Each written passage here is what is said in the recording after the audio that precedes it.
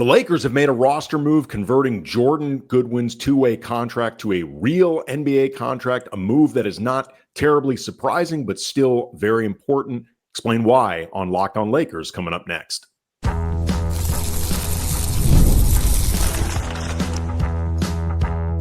You are Locked On Lakers, your daily Los Angeles Lakers podcast, part of the Locked On Podcast Network, your team every day. And thanks for making Locked On Lakers your first listen every day, Monday through Friday, sometimes on weekends, always free, never behind a paywall. And for the sickos who like to watch, Locked On Lakers is also on YouTube, a community of 34,000 plus subscribers, really active, fun, engaged, smart group, often leaving comments in the comments section that we incorporate into the show. We look to use our audience however possible, and whether you are watching on YouTube, listening on audio, make sure you are subscribing so you never miss a show from us. I'm Andy Kamenetzky, my brother Brian. Not here. He will be there for our post-game coverage of tonight versus the Bulls in Chicago, but just wanted to give a little bit of quick commentary about the announcement that, per Shams Charania, I'm sure it'll be official from the Lakers soon, that the Lakers are going to be converting Jordan Goodwin's two-way contract to a standard contract, which makes him playoff eligible, and they will be waiving Cam Reddish in order to make that roster spot available. We've talked about this a lot heading up to a moment that frankly was inevitable. It would have been absolutely bizarre if the Lakers had not done this. I mean, forget the idea that Jordan Goodwin has been in the rotation basically ever since the Lakers signed him to a two-way deal, meaning you clearly want him to be a part of this team moving forward this season.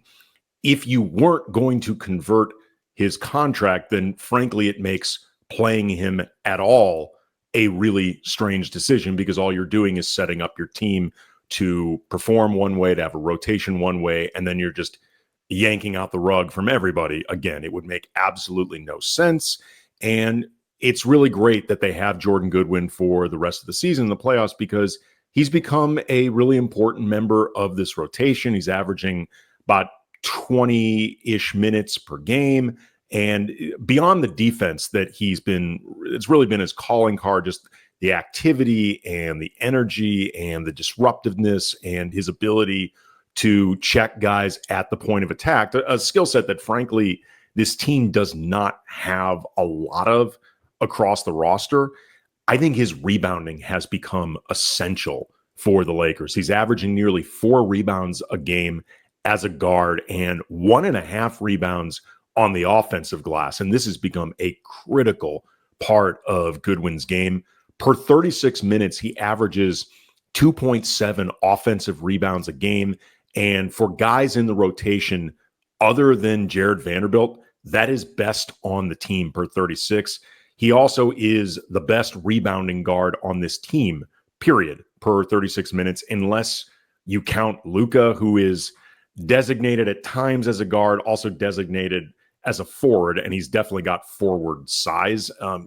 Either way, though, anybody that is unquestionably, no ambiguity about it, a guard, Jordan Goodwin's the best rebounding guard on this team. And those rebounds, whether offensive, defensive, they are really important for this team. And, the last few games, Jordan hasn't played quite as much as earlier in his time with the Lakers. He had just 7 minutes against Indiana, about 13 to 15 in the previous 2 games. But I think that's more of a byproduct of LeBron and Rui being back, a guy like Dorian Finney-Smith no longer being on a minutes restriction, hopefully. So his time on the court is going to increase.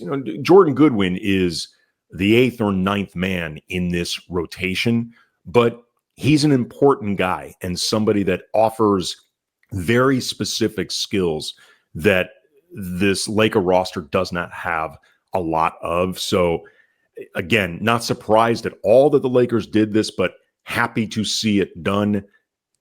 The minute it was possible, Jordan Goodwin had just in Indiana played his last game possible on a 2-way deal. It's also just an awesome story. I mean, Jordan Goodwin is somebody that's bounced around the league a bit, has had a difficulty finding a home.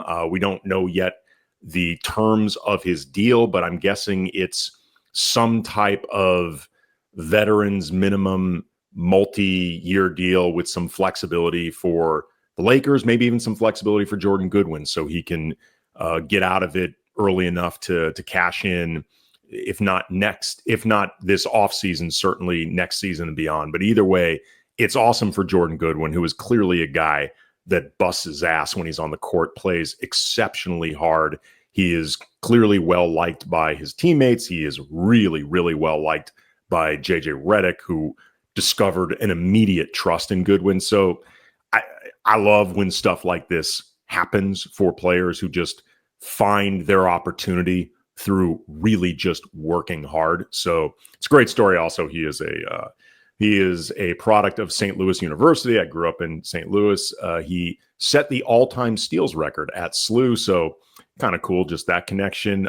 As I mentioned before, Cam Reddish getting waived to open up that roster spot, which is not surprising at all. I know there will be some fans who would have preferred Alex Len get waived instead of Reddish, and I get it. But the reality is Len does not play often, and he still could end up getting waived to either convert Christian Coloco or Trey Jemison. But Len every now and then plays, as opposed to Cam Reddish, who I talked about on a recent show, never plays. Like it was actually striking to me how little he played. I'd actually inquired around a little bit, trying to see if this was something that maybe he and JJ Redick worked out, because sometimes veterans don't want to play garbage time, and it'll be something that a coach will abide, out of respect for a guy who's been in the league for a while. But just even in garbage time, Reddish was never playing unless it was one of those games where the Lakers were missing 5 or 6 guys and you simply have to put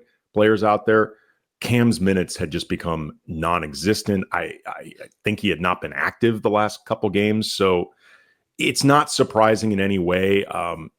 I hope he can find another opportunity. I mean, this is now his 6th season. He's really bounced around a lot. He's had difficulty finding his footing, and that sucks. Seems like a good enough guy.